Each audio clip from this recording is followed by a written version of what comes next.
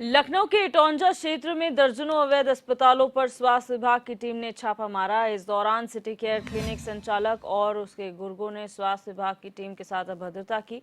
वहीं क्लिनिक संचालक मरीजों को क्लिनिक में ही बंद कर मौके से फरार हो गया, जिसके बाद स्वास्थ्य विभाग की टीम ने सभी मरीजों को नजदीकी सरकारी अस्पताल में भर्ती कराया।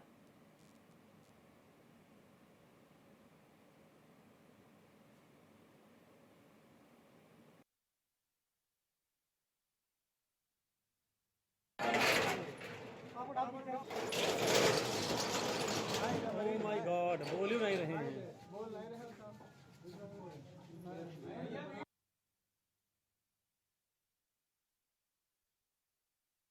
तो आपको बता दें, लखनऊ से खबर है जहां पर बड़ी संख्या में अवैध रूप से अस्पताल संचालित किए जा रहे थे, क्लिनिक संचालित हो रहे थे और इसी पर स्वास्थ्य विभाग का छापा पड़ा है, जहां पर तमाम ऐसे अवैध क्लिनिकों और अस्पतालों पर जो है वो कार्रवाई की गई है, छापा मारा है।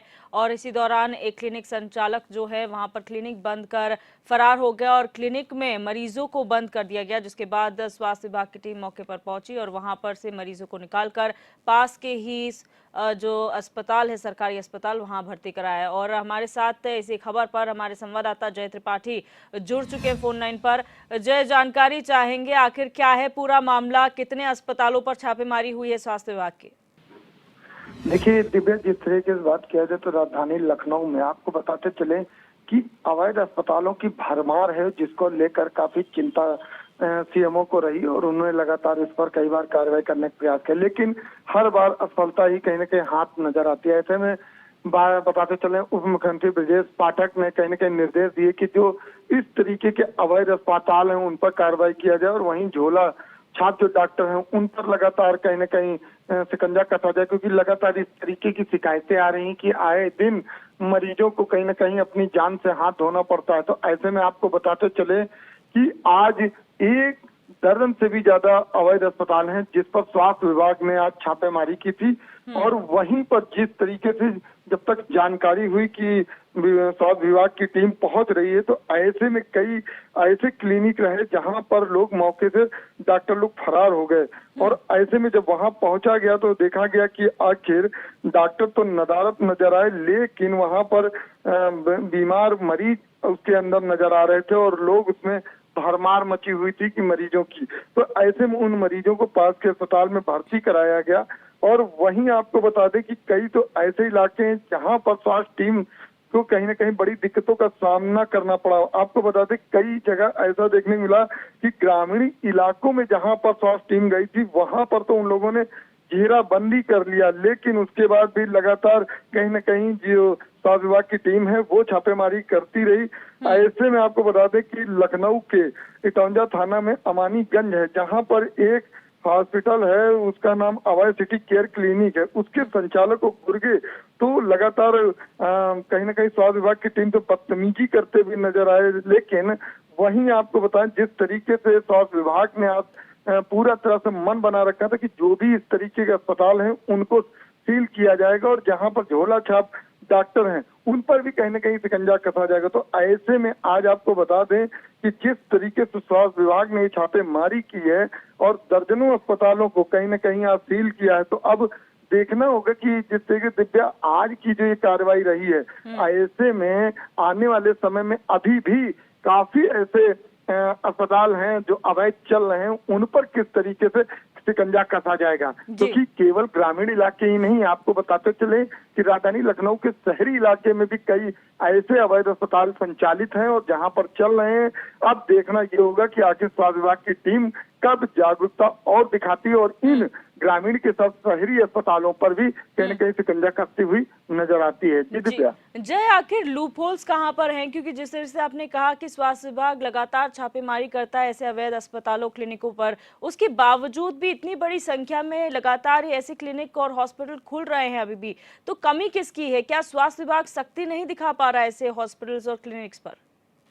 देखिए दिव्या, जिस तरीके से बात किया जाए स्वास्थ्य विभाग में जिस तरीके की जागरूकता होनी चाहिए शायद वो विभाग करता हुआ नजर नहीं आ रहा।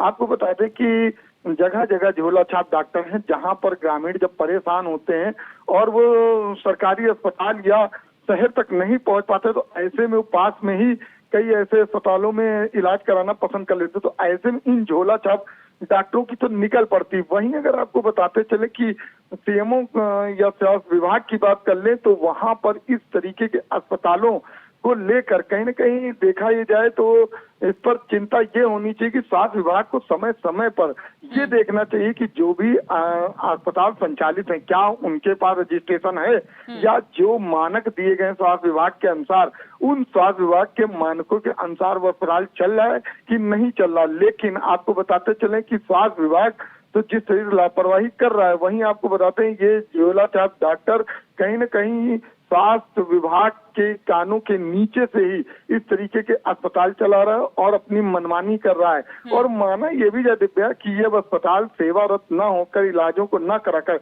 एक कमर्शियल के रूप में जगह जगह पे चलाए जा रहे हैं। आपको बता दें तो कई ऐसी जगहें हैं जहां पर हर थोड़ी थोड़ी दूर पर दुकानों के अंदर कहीं ना कहीं अस्पताल संचालित किए गए। तो कुल मिला के आपको बता दें कि जिस तरीके से अवैध अस्पताल चल रहे हैं, तो ये कारोबार बन गया है और लोग इस कारोबार में कहीं ना कहीं रुपया कमाते हुए नजर आ रहे हैं। तो ऐसे में स्वास्थ्य विभाग को जिस तरीके की कार्रवाई चाहिए कि जैसे पहले हॉस्पिटल खुलने से पहले उनका रजिस्ट्रेशन, उनका संचालित, उनके मानक, उनके हर चीजों को परिपूर्ण जांच करने के बाद ही कहीं ना कहीं इनको चलाने की इजाजत मिलनी चाहिए। लेकिन हॉस्पिटल तैयार हो जाता है, अस्पताल चलने लगता है और मरीजों की जिस तरीके से आप देख रहे हैं कि भीड़ होती है और कहीं ना कहीं मरीजों को इसमें जान भी गंवानी पड़ती है। देखना यही है कि स्वास्थ्य विभाग कब जागरूकता लाता है और इन चीजों पर कब ध्यान देता है। और इस तरीके स्वास्थ्य विभाग की जैसे की टीम कर रही है, आगे भी कई अस्पताल हैं जिन पर लगातार अभी भी छापेमारी देखने को मिल सकती है। लेकिन जय, एक और बड़ा सवाल यहाँ पर है। उत्तर प्रदेश के डिप्टी सीएम ब्रजेश पाठक खुद स्वास्थ्य मंत्री हैं, समय समय पर वो निर्देशित करते हैं, सरकार की कई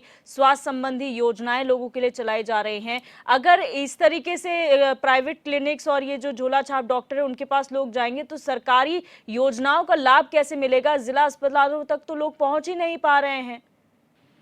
देखिए दिव्या, जिस तरीके से बात करें उप मुख्यमंत्री ब्रजेश पाठक की, तो वो लगातार आपको बताते हैं उत्तर प्रदेश के जगह जगह अस्पतालों में अचानक से पहुंचते हैं और वहां पहुंचकर निरीक्षण करते हुए नजर आते हैं। यहाँ कई बार ऐसा हुआ कि वो स्वयं मरीज बनकर गए और उन्होंने पर्चा बनवाया, वहां जाकर जिस तरीके की अस्पताल में संचालन देखा, उसके बाद काफी नाराजगी नजर आई। उन्होंने अस्पताल में लोगों को डांटा भी। लेकिन वहीं आपको बताते चले कि जिस तरीके से ग्रामीण इलाके हैं या ये छोटे छोटे जो अवैध अस्पताल हैं, वहां पर शायद इस तरीके की जानकारी अभी तक नहीं पहुंच पाती। लेकिन स्वास्थ्य विभाग को तो कहीं ना कहीं इस तरह की जानकारी रहती है। सीएमओ ऑफिस की बात करें जहां पर पूरी तरह से अस्पतालों का पूरा नाम अंकित रहता है, पूरी लिस्ट रहती है। तो ऐसे में जो ये अवैध अस्पताल हैं, इन अवैध अस्पतालों की एक लिस्ट बनानी चाहिए और पूरी तरह से जांच करना चाहिए कि आखिर जो ये अस्पताल चलाए जा रहे हैं क्या वाकई जो इनका नाम वहां पर अंकित है कि नहीं अंकित। तो वहीं जिस तरह की योजनाओं की बात करें तो सरकारी योजनाएं जिस तरीके से मिलना चाहिए वो इन अस्पतालों में, अवैध अस्पतालों में कहाँ मिल पाएगी और ना ही ऐसे इन अस्पतालों में मिल पाती। हालांकि उप मुख्यमंत्री ब्रजेश पाठक लगातार प्रयास करते हैं कि स्वास्थ्य विभाग अच्छी तरह सुचारू चले और कहीं ना कहीं जो स्वास्थ्य पर लोगों को कहीं ना कहीं ध्यान दिया जाए। लेकिन अब जिस तरीके से सरकारी अस्पतालों की भी हम बात कर लें, आप उनमें लंबी लंबी ओपीडी में लाइनें, कतारें आप देख सकते हैं कि आदमी परेशान हो जाता है, मरीज वहां पर जाना भी नहीं पसंद करता है। क्योंकि कई बार ऐसा होता है कि एक एक ओपीडी में दिव्या जो है 350 मरीज देखे जाते हैं। तो ऐसे में जिस तरीके का इलाज होना चाहिए वो शायद इलाज भी नहीं होता। इसके कारण भी कहीं ना कहीं माना जाए तो जो मरीज प्राइवेट या इन छोटे अस्पतालों में दिखाना पसंद कर लेता है। लेकिन जब अवैध अस्पतालों में, इन छोटे अस्पतालों में जाएंगे तो कहीं ना कहीं मरीजों की दुर्दशा होगी और उनका रुपया पैसा भी अनलीगल टाइप से लिया जा सकता है। तो ऐसे में देखना यह है कि स्वास्थ्य विभाग को कहीं ना कहीं पूरी तरह सचेत होना पड़ेगा।